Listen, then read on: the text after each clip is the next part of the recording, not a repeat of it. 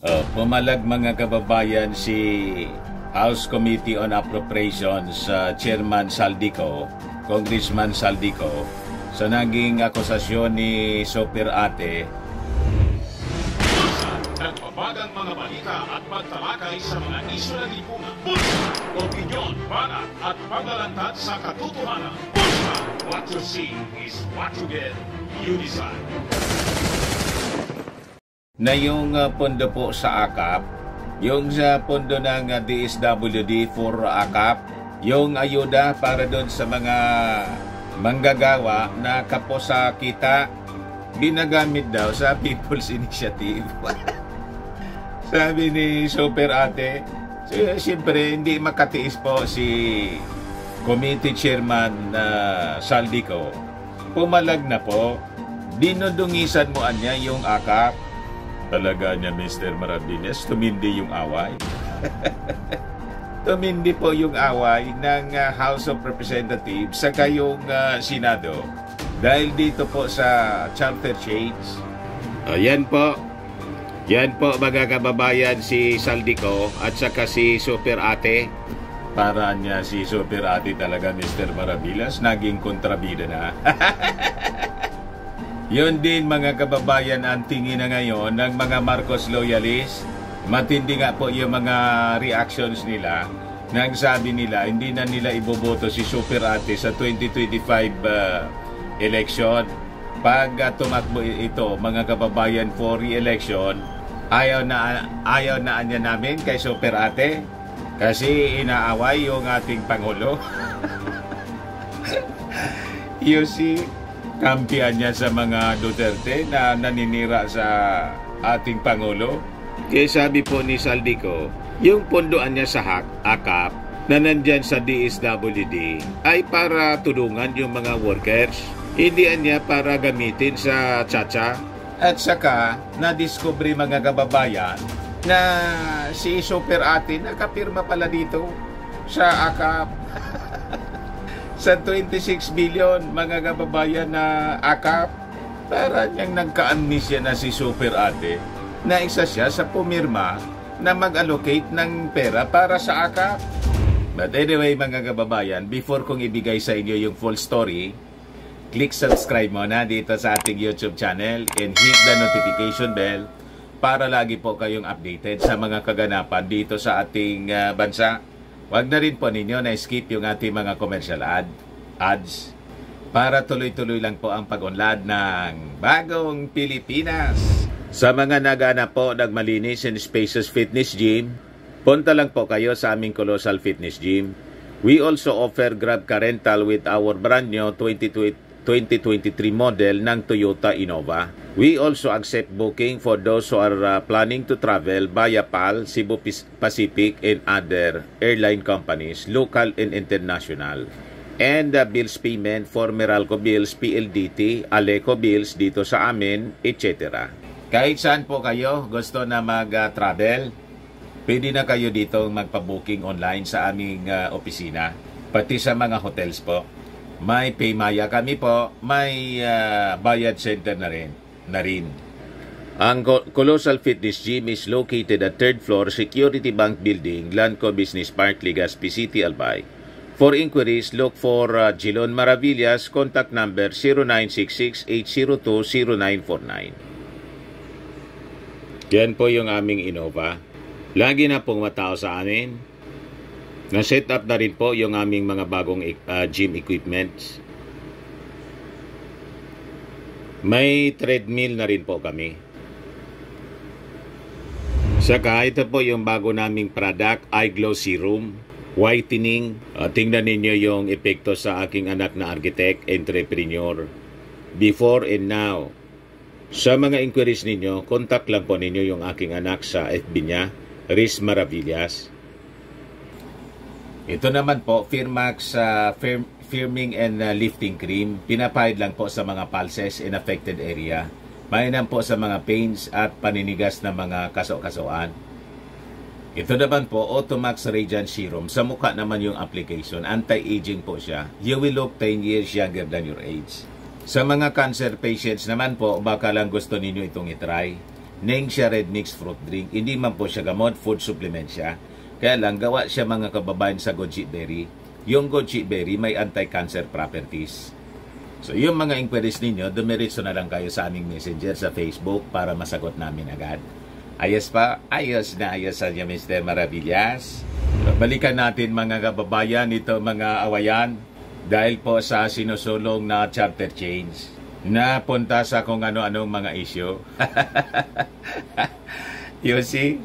So sabi po ni House Committee Chairman, Appropriations Committee Chairman Saldico, wala man ang katotohanan na yung bilyon na pundo para sa AKAP ginagamit dito sa People's Initiative. Dinudungisan niya ni Senator Amy Marcos. Ayan po ang sabi rito ni Congressman Saldico. Yung AKAP po, ang ibig sabihin niyan, ayuda para sa kapos ang kita. AKAP program. Nasabi ni Super Ate, being channeled to the People's Initiative for charter change. Nalaga niya, Mr. Maravillas, matindi. So sabi po ni Saldico, dinudungisan po ni Senator Amy Marcos ang malinis na intensyon ng AKAP na tulungan ang mga kababayan nating may trabaho ngunit kapos ang kita. Taong bayan na po ang bahalang humusga sa kanyang pamumulitika sa isang programang pantulong sa mahirap. Sabi po ni Saldico sa naging aligasyon ni Super Ate about the misuse of the fund. Yan yung pinag-usapan po sa hearing ni Super Ate doon po sa Senado. Wala man anyang katotohanan ang sinasabi ng senadora at yung distribution niya ng pondo para sa AKAP ay sumusunod sa mga alituntunin sa pagdidisburse ng pera. It is in accordance with the provision set forth sa 2024 General Appropriations Act or itong national budget.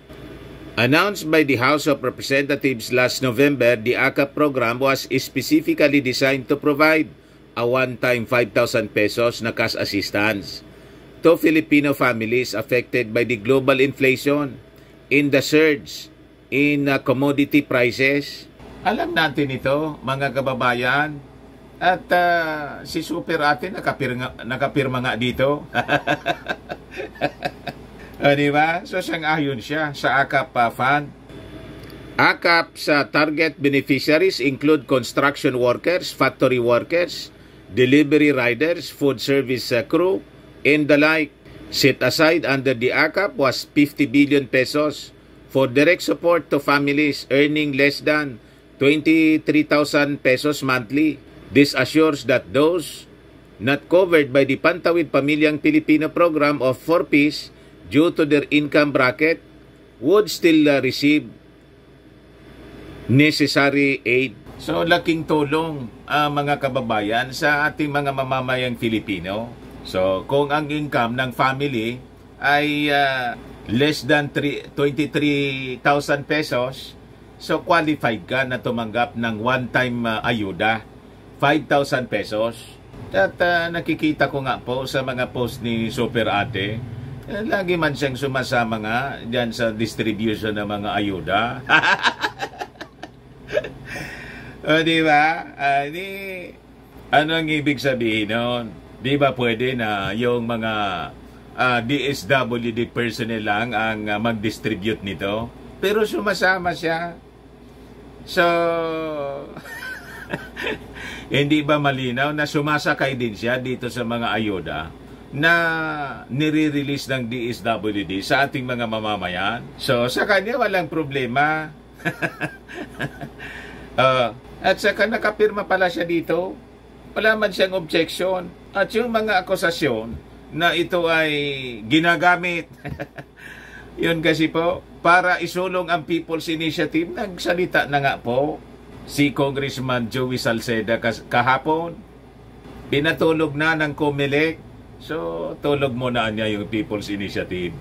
Piniperceive kasi nila na sinusulong yung People's Initiative, mga kababayan, as a sword of Damocles sa mga senador na pag hindi nila ginawa yung trabaho nila, People's Initiative, baka maaboli sila.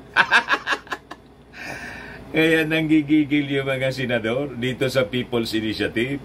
Kaya sabi ni Saldico, ang Kongreso niya ay naninindigan by its commitment to enhance government support to Filipinos, particularly those impacted by the economic challenges posed by global inflation in ongoing geopolitical tensions. Yun ang rason niya ng release nitong AKAP, hindi yung sinasabi nilang ginagamit sa People's Initiative. O, ito siya, nakapirma si Amy Marcos. Yan o, Amy Marcos. Ayuda sa kapos ang kita program AKAP, the amount of 26 billion pesos, 26 billion 700 million pesos appropriated herein under the Ayuda sa kapos ang kita program shall be used to implement and provide financial assistance to minimum wage earners falling under the category of low income that were severely affected by rising inflation. Implementation of this provision is subject to the guidelines to be issued by the DSWD and existing budgeting, accounting, and auditing rules and regulations. So, DSWD po yung nagdi-distribute niyan. Hindi man po yung mga nagsusulong ng pirma. Kaya sabi ni Saldico, dinundugisan niya ni Senator Amy Marcos yung distribution ng AKAP fund. Ayan tuloy, sabi dito, grandstanding, tulog or may amnesia ang Senado? Ayan, nakapirma sila rito. Senator Sani Angara, Chairperson, Pia Cayetano, Amy Marcos, Cynthia Villar, lahat sila, Bato, De La Rosa, Senator's Question Ayuda Fund, approved by them. Kayo yung nag-approve niya, no? Tapos kini-question ninyo yung distribution, iniuugnay ninyo rito sa People's Initiative. Pumirma kayo. Sa kabagaan niya, Mr. Maravillas. Ayan man lang po, mga kababayan, yung mga mainit na balita ngayon. Ako po si Dante Maravillas. Bye-bye po. God bless.